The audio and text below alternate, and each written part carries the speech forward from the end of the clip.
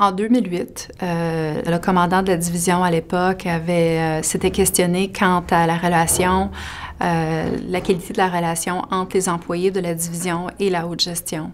Donc, en 2008, il y a eu une commande passée par l'Université de Montréal pour tenter de cerner le niveau de dissatisfaction entre les employés et la haute direction.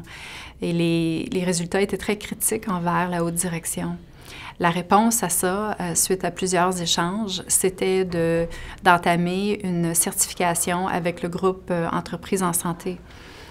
Donc, depuis 2008, on a débuté notre certification élite, ce qui nous permet d'avoir une structure et un regard indépendant de l'externe pour qu'on puisse participer à des sondages. Ça nous donne l'occasion aussi de faire une comparaison entre les résultats de sondage à tous les 2 ans, ce qui nous permet de pouvoir se poser des questions. Qu'est-ce qui fonctionne dans ce qui est mis en place pour les employés? Et sur quoi on devrait se pencher pour apporter des améliorations qui seraient souhaitées. L'année passée, en 2015, une des initiatives du programme, c'était d'utiliser les téléviseurs. On a un système de téléviseurs à travers le quartier général et aussi dans un forum d'intranet pour les membres de la GRC, tous employés, d'avoir une accessibilité à des questions-réponses. Et les questions-réponses étaient des questions qui étaient spécifiquement en lien avec des questions de santé mentale. Et de cette façon-là, on a pu même mesurer le niveau de participation au niveau des employés dans la division.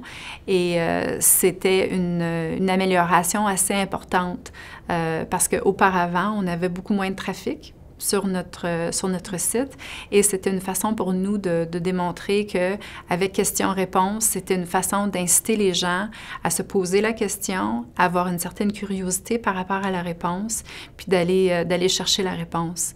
Donc ça, c'était quelque chose qu'on a mis en place pendant quelques mois. Et c'est quelque chose qui a connu beaucoup de succès. Donc, on va reprendre la formule pour 2016 dans une de nos initiatives. Beaucoup de ce qui est des difficultés en matière de parler de santé mentale à la division C et pour tout corps de police, c'est beaucoup relié à la stigmatisation. C'est beaucoup un travail de tenter de rayer cette perception négative-là et de comprendre qu'un problème d'ordre maladie mentale ou même quelque chose en lien avec sa santé mentale, même avant que ça devienne quelque chose de grave, que ce soit quelque chose qui soit tout à fait normal d'en parler avec ses coéquipiers, avec son superviseur et de ne pas craindre des répercussions négatives à cet égard-là. Maintenant, 5 ans après, on a fait du progrès. Il nous reste encore beaucoup de choses à avancer.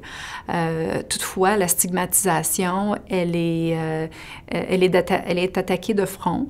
Et maintenant, on nomme nos journées de sensibilisation et on en parle beaucoup plus ouvertement.